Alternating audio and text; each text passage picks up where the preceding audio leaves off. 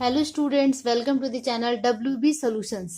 हमने अपने चैनल का नाम डब्ल्यू बी सोल्यूशंस कर दिया है क्योंकि W B free math solution mathematics से रिलेटेड था। बट अब रिक्वेस्ट आने लगी कि हम और भी जो साइंस के सब्जेक्ट्स हैं या फिर कोई भी अदर सब्जेक्ट्स उसका भी वीडियो डालें, इसलिए हमने इसे चेंज कर दिया है। ठीक है, अगर आपकी कोई भी रिक्वेस्ट हो, इंग्लिश हो, साइंस हो, फिजिक्स, केमिस्ट्री या किसी भी सब्जेक्ट से रिलेटेड, बायो, तो आप वो कमेंट बॉक्स में हमें पूछिए कि इसका अगर हमारे पास इस तरह के ढेर सारे रिक्वेस्ट आते हैं तो हम वीडियो जरूर प्रोवाइड करेंगे। तो चलो हम स्टार्ट करते हैं। क्वेश्चन करना हमने 5.2 स्टार्ट किया था लास्ट वीडियो में, लीनियर साइमल्टेनियस इक्वेशन जो चैप्टर 5 था। ठीक है, और 1 नंबर हमने पूरा कंप्लीट कर लिया था। नंबर 2 आज हम करेंगे, तो चलो स्टार्ट करते हैं वीडियो को। ओके, क्वेश्चन नंबर 2 में आप देख सकते हैं क्या क्वेश्चन है। निम्न युगल समीकरणों में कि एक एक सहज चल राशि के गुणांकों तथा स्थिरांकों के अनुपाति के बीच संबंध ज्ञात करें और बनाए कि ये समीकरण समाधान योग्य है या नहीं, लिखे और इसे लेखा चित्र पर अंकित करें। ठीक है, ओके, मैं क्वेश्चन को एक बार और रिपीट कर देती हूँ। By comparing the coefficients of the same variables and constant the following pairs of equation, write whether the pairs of equation is solvable or not and check them on drawing on graph paper of the equation। तो सबसे पहले हमें क्या करना है कि इसके coefficients को कंपेयर करके देखना है कि ये सॉल्वेबल है कि नहीं। आपकी बुक के पीछे ये दिया हुआ है कि आपको किस तरह करना है, लेकिन मैं यहाँ भी आप लोग को समझा दूंगी। ठीक है, तो पहला इक्वेशन हमारे पास ये है, x plus 5y is equal to 7। ठीक है, और ये नंबर 1 है। और नंबर 2 इक्वेशन है x प्लस 5y इक्वल्स 20। ठीक है, ये नंबर 2 है। ठीक है, अब यहां से हम क्या करेंगे, पहले तो हम कोफिशिएंट्स निकालेंगे। कोफिशिएंट का मतलब गुणांक होता है। ठीक है, x का गुणांक यहाँ पे 1 है, y का गुणांक 5 है। ठीक है, तो इसे हम a मान लेते हैं, a1 b1 a2 b2। ठीक है, तो यहाँ पे देखो a1 की जगह पे क्या है, कोफिशिएंट 1 है और x का कोफिशिएंट यहाँ पे 1 है, इक्वल्स 5। यहाँ y का कोफिशिएंट 5 है। इस तरह फॉर्मूला होता है a1 by a2 और होता है b1 by b2 होता है। ठीक है, इसमें देखना होता है कि इक्वल है कि नहीं, c1 by c2 होता है। ठीक है, तो इसी तरह हमने x का कोफिशिएंट लिख दिया, y का कोफिशिएंट 5/5 है, एंड ये जो है कांस्टेंट ओनली इस तरह लिखेंगे। ठीक है, अब यहाँ पे देखो कि यहाँ पे 5/5 नहीं था, आई थिंक 3 था, मैं एक बार चेक कर लूं। नहीं, ये बिल्कुल सही है। ठीक है, तो अगर इसको काटेंगे तो क्या आ जाएगा, 1/1। ठीक है, इक्वल्स 1/1 नॉट इक्वल्स टू 7/20। ये नॉट इक्वल आ रहा है, मतलब ये दोनों तो इक्वल है बट ये इक्वल नहीं है। जब कंडीशन इफ ऐसा रहता है कि a1 by a2 equals b1 by b2 not equals c1 by c2, तो कोई भी समाधान हमें नहीं मिलता है। तो हम क्या लिखेंगे कि hence the equation is not solvable. क्या लिखेंगे, hence the equation is not solvable. ये सॉल्व नहीं हो सकता है। अब ये सॉल्व नहीं हो सकता है, इसे हम ग्राफ पेपर पे भी दिखाएंगे कि ये ग्राफ पेपर पे भी सॉल्व नहीं हो रहा है। ठीक है, ओके, तो ग्राफ पेपर पे दिखाने के लिए हमें क्या करना होगा, यहाँ x का वैल्यू निकालना होगा from equation 1, from 1 x equals to 7 minus 5y। ठीक है, and from 2 x equals 20 minus 5y। ठीक है, अब दोनों का हमें क्या करना होगा, रेक्टेंगुलर बॉक्स ड्रॉ करना होगा और यहां से कोऑर्डिनेट फाइंड करने होंगे, X Y coordinates, X Y and coordinates. ठीक है, 3 कोऑर्डिनेट्स हम यहाँ पे फाइंड कर लेंगे। तो पहला कोऑर्डिनेट हम किस तरह निकालेंगे, y की जगह पे कुछ भी पुट कर दो। यहाँ पे मैं 2 पुट करती हूँ, तो 5 2 10 और 7 माइनस 10 कितना हो जाता है, -3। ठीक है, तो इसी तरह आप निकाल सकते हैं। यहाँ 1 पुट करेंगे तो यहाँ 2 आ जाएगा, और अगर यहाँ पे हम 3 पुट करेंगे तो -8 आएगा। उसी तरह यहाँ पे भी हम सॉल्व करेंगे, यहाँ 4 पुट करेंगे पहले, तो ये 20 20 20 0 हो गया। ठीक है, उसके बाद हम यहाँ पे 1 पुट करते हैं तो ये 15 आ जाता है। y के जगह पे अगर हम 3 पुट कर देते हैं तो ये हो जाता है 5। ठीक है, तो इस तरह हमारे पास कोऑर्डिनेट्स मिल गए। अब इन कोऑर्डिनेट्स को हमें क्या करना है, ग्राफ पेपर पे प्लॉट करना है। तो देखो, सारे ग्राफ पेपर प्लॉट करके दिखाना मेरे लिए पॉसिबल नहीं है क्योंकि बहुत ज्यादा टाइम ले लेता है ये। तो अब आपको ग्राफ पे प्लॉटिंग करना आ गया है, आप इसे प्लॉट कर सकते हैं। जब आप इसे एग्जैक्टली प्लॉट करेंगे तो मैं यहाँ पे एक हल्का सा रफली आपको बता देती हूँ कि ग्राफ पेपर पे आप ऐसे, ये एक्स ओ एक्स डैश है, x o x dash, y o y dash. ठीक है, तो यहाँ पे -3 एंड 2 है, जैसे कि -3 एक्स का वैल्यू है, तो ये हो गया -3 एंड 2 आपका पॉजिटिव यहाँ पे का आएगा, ठीक है। उसके बाद 2 1 है, तो एक्स की जगह पे 2 1 2 मान लो है, और 1 वाई का वैल्यू 1 है, तो यहाँ पे 1 आ गया, ठीक है। उस तरह 3 एंड -8 है, तो सॉरी -8 एंड 3 है, तो -8 आपका मान लो यहाँ पे जाएगा, एंड 3 1 2 3 यहाँ, मतलब इस तरह के कोऑर्डिनेट्स बनेंगे, तो ये तीनों को आप मिलाएंगे। उसी तरह जब नेक्स्ट हम बनाएंगे ना, तो ये जो है ये ऐसे जाएगा, मतलब कि ऐसा होगा कि दोनों क्या होगा, एक दूसरे के साथ पैरेलल हो जाएगा, और जो कट पॉइंट है ना, पॉइंट ऑफ इंटरसेक्शन, कटान बिंदु जिसे कहते हैं, वो हमें नहीं मिलेगा। तो बस हमें यही यहाँ पे दिखा देना है, ये पिक्चर हमें शो करके ग्राफ पेपर पे दिखा देना है, और लिखना है क्या, the equation is not solvable, ठीक है। तो इसी तरह इसे कंपेयर करके, कोफिशिएंट को कंपेयर करके बनाते हैं। तो आई थिंक आप लोग को समझ में आ गया होगा क्वेश्चन नंबर 1 का ए, 2 का ए सॉरी। अब हम मूव करते हैं सेकेंड नंबर बी पे। ओके, 2 का बी नंबर कुछ इस तरीके का है, 2x + y = 8 and 2y - 3y = -5, ठीक है। तो यहाँ पे भी हम कंपेयर करेंगे, comparing the coefficients of variable, सिर्फ वेरिएबल का ही कंपेयर करते हैं, ठीक है। हमें क्या मिलेगा, x का यहाँ पे कोफिशिएंट क्या है, 2 है, और यहाँ x का कोफिशिएंट -3 है, -3, ठीक है। ये आएगा, एंड y का कोफिशिएंट यहाँ पे 1 है, एंड यहाँ y का कोफिशिएंट 2 है, तो ये ऑब्वियसली नॉट इक्वल्स आ रहा है, ठीक है। तो जब इस तरह की आता है, तो ओनली वन सॉल्यूशन मिलता है। ये हमें लर्न करके रखना पड़ेगा कि अगर a1 by a2 not equals b1 by b2 है, तो we will get only one exact solution, ठीक है। तो यहाँ लिखेंगे we will get only one solution, ठीक है। ओनली वन सॉल्यूशन हमें यहाँ पे मिलेगा। अब हम इसे सॉल्व करते हैं। तो 2x + y = 8 है, यहाँ से x का वैल्यू निकालेंगे, x = 8 - y/2, ठीक है। यहाँ से हम निकालेंगे 2y, यहाँ पे हम x निकालेंगे ना, तो यहाँ पे -x है, -3x है ना, -5 - 2y हो जाएगा, माइनस कॉमन ले लो, तो ये हो जाएगा कितना, x = 5 + 2y/3, सबका माइनस हट गया, ठीक है। तो x की दो वैल्यूज यहाँ पे मिल गए। अब हम यहाँ पे क्या करते हैं कि कोऑर्डिनेट्स फाइंड करते हैं। बॉक्स हमने ड्रॉ कर लिया, अब हम वैल्यूज निकालेंगे। y का वैल्यू यहाँ पे क्या पुट कर लें, y का वैल्यू अगर हम 0 पुट करें तो ये इजिली डिवाइड हो जाएगा, 2 4 = 8, ठीक है। अगर y का वैल्यू यहाँ पे हम 2 पुट कर लेते हैं, तो 8 - 2 कितना हो जाता है, 6, और ये इजिली डिवाइड होकर 3 आ जाएगा, ठीक है। अगर y की जगह पे हम 4 पुट करेंगे तो यहाँ 2 आएगा। तो इस तरह हमें कोऑर्डिनेट मिल गया। अब यहाँ करते हैं हम, यहाँ पे हम y की जगह पे क्या पुट करें, 2 पुट करते हैं, तो ये 4 हो जाता है, 4 + 5 9, और ये इजिली डिवाइड होके 3 टाइम्स में, ठीक है। और यहाँ पे अगर 5 पुट करते हैं, तो 5 2 = 10, एंड 10 + 5 15, और 3 से 15 डिवाइड होके 5, ठीक है।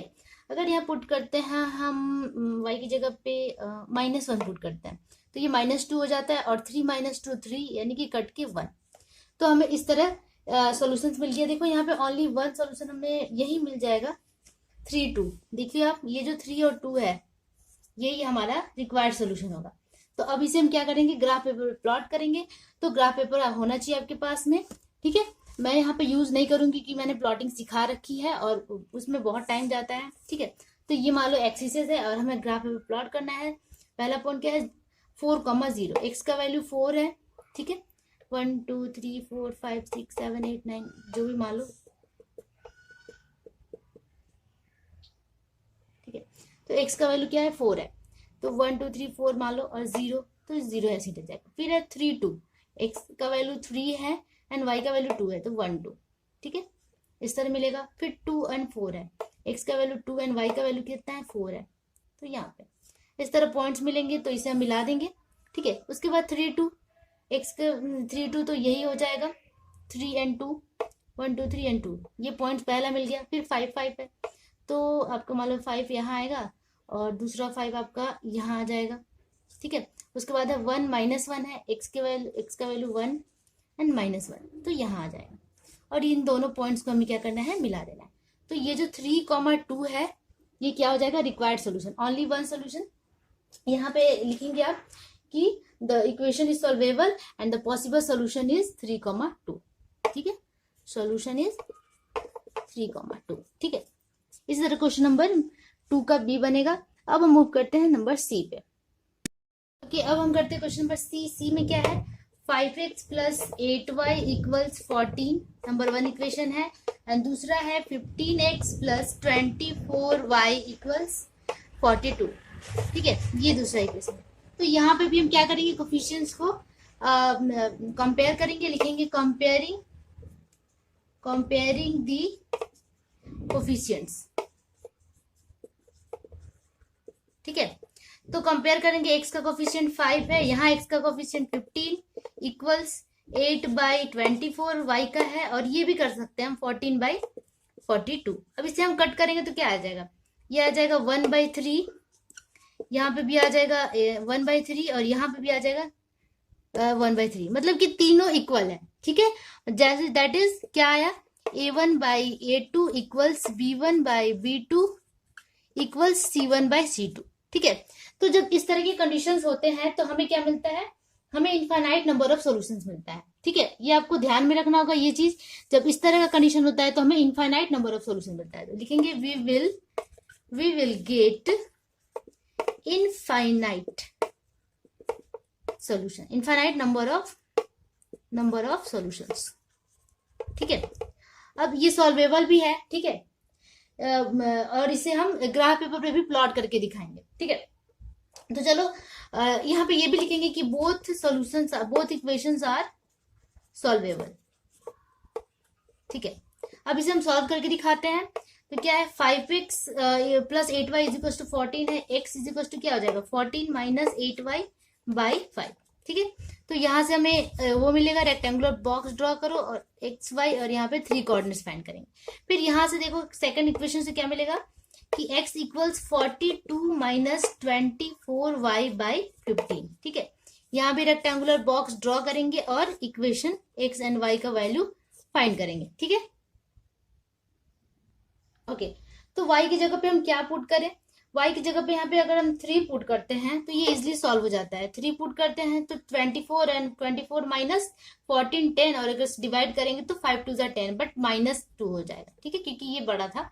ओके, तो इस तरह हम बाकी सॉल्व करते जाएंगे। y की वैल्यू अगर हम -2 रखें तो x का वैल्यू हमें 6 मिलेगा। ठीक है, अगर y का वैल्यू -7 रखें तो x का वैल्यू हमें यहाँ पे 14 मिलेगा। ठीक है, उसी तरह यहाँ पे देखिए, मेरा पेन थोड़ा सा स्लो हो गया है। यहाँ पे y का वैल्यू हम क्या रखें, यहाँ पे देखो आप, दोनों ही इक्वेशंस क्या है कि एक ही जैसे हैं। यहाँ पे अगर हम 3 कॉमा ले लेते हैं, दूसरे इक्वेशन में 3 कॉमा ले लो तो ये क्या हो जाता है 14 माइनस 8y/15 है ना। तो इसे काटेंगे तो ये क्या आ जाएगा 5, मतलब कि सेम आ जा रहा है कितना 14 माइनस 8y/5। ठीक है, तो सेम ही आ गया, इस इक्वेशन की तरह ही आ गया, बिल्कुल सेम है। बस दोनों में अगर कॉमा ले लेते हैं तो दोनों इक्वेशन बिल्कुल इक्वल है। तो जब इस तरह के कंडीशन होते हैं तो ये बॉक्स नहीं भी बनाया तो चल जाएगा, क्योंकि दोनों तो सेम ही है, एक ही बॉक्स बना के काम चल जाएगा। अब इसे हम ग्राफ पेपर पे प्लॉट भी करके दिखा सकते हैं। ठीक है, तो अब इसे हम ग्राफ पेपर पे प्लॉट करेंगे इस तरीके से। एंड -2 3 है, एक्स का वैल्यू -2 1 2 मान ले, एंड 3 वाई का वैल्यू है, सॉरी -2 है ना 1 2, एंड y का वैल्यू 3 है तो 1 2 3। ठीक है, फिर 6 -2 है तो x की जगह पे 6 है, 6 मान लो, एंड -2 1 2 यहाँ पे हम पुट कर दिया। फिर 14 है, x की जगह पे मान लो यहाँ पे 14 आया। ठीक है, एंड y का वैल्यू -7 है तो -7 मान लो यहाँ पे आ गया। अब इन तीनों को हमें क्या करना है, मिला देना है। बस ओनली वन ही स्ट्रेट लाइन यहाँ पे मिल रहा है, and hence we will get infinite number of solutions. मतलब कि यहाँ पे क्या है, बोथ ग्राफ क्या होगा, ओवरलैप टू ईच अदर। अगर हम दूसरा ग्राफ भी बनाएंगे तो यहाँ पे वही लाइन यहाँ पे आएगा, मिलेगा हमें, मतलब कि ओवरलैपिंग हो जाएगा। ठीक है, तो there is only one straight line, इसीलिए तो इक्वेशन है, बट यहाँ पे इनफाइनाइट सॉल्यूशंस इसीलिए कहा जाता है क्योंकि यहाँ पे हम बढ़ते जाएंगे, हमें ये अगर वैल्यूज डिफरेंट निकालते जाएंगे तो डिफरेंट बढ़ता जाएगा आगे, बट हमें स्ट्रेट लाइन एक ही मिलेगा। तो हमें मेन जो कटान बिंदु है, पॉइंट ऑफ इंटरसेक्शन, यहाँ से नहीं फाइंड होगा, तो हम आंसर में बस यहाँ इतना लिख करके और यहाँ दिखा देंगे हम। ठीक है, तो इसी तरह ये आपका 2 का C इसी तरह बनेगा। अब हम नेक्स्ट क्वेश्चन नंबर D पे मूव करते हैं। ओके, तो डी नंबर ऐसा है 3x plus 2y is equal to 6 and 12x plus 8y is equal to 24। यहाँ पे देखिए कुछ कॉमन आ रहा है क्या, यहाँ से हमें क्या मिलेगा, 4 कॉमन आ जाएगा। 4 कॉमन निकालेंगे तो ये हो जाएगा 3x प्लस 2y और ये है 24। जब इसको डिवाइड करेंगे तो आ जाएगा कितना, 3x प्लस 2y इक्वल्स 6। तो देखो आप ये दोनों इक्वेशन 1 एंड 2 बिल्कुल सेम हो गया, मतलब कि लास्ट इक्वेशन लास्ट क्वेश्चन की तरह ही है। यहाँ पे भी हम क्या करेंगे कि both graph overlap to each other, एक ही स्ट्रेट लाइन हमें मिलने वाला क्योंकि सेम स्ट्रेट लाइन है, ठीक है। तो बस एक ही स्ट्रेट लाइन मिलेगा। यहाँ से आप क्या करेंगे, x का वैल्यू निकालेंगे 6 माइनस 2y/3 करके, और यहाँ पे रेक्टेंगुलर बॉक्स ड्रॉ करेंगे, इक्वेशन निकालेंगे कटान बिंदु x y का, ठीक है। 3 पॉइंट्स हमें यहाँ से मिल जाएंगे। मान लो मैंने ये करके रखा था, 3 0 आया था मेरा, और -3 2 और 6 -2। अब आगे भी बढ़ते जा सकते हैं। तो जब हम इसे प्लॉटिंग करेंगे तो हमें बस एक ही स्ट्रेट लाइन मिलेगा, और हम यहाँ पे सॉल्यूशन में क्या लिखेंगे, ठीक है, इस तरह का हमें एक ही पॉइंट मिलेगा। तो अगर इसे ग्राफ पेपर पे प्लॉट करेंगे तो लिखेंगे यहाँ पे सॉल्यूशन में कि graph of both equation overlap to each other, ठीक है, टू ईच अदर। मतलब ये एक ही यहाँ पे हमें स्ट्रेट लाइन मिलने वाला है, चाहे ये इक्वेशन सॉल्व करिए क्योंकि दोनों सेम था, ठीक है। And each other and there will be only one straight line, there will be only one straight line, ठीक है, ये लिखेंगे। उसके बाद लिखेंगे both equations are solvable and have, both equation are solvable and have infinite number of solution,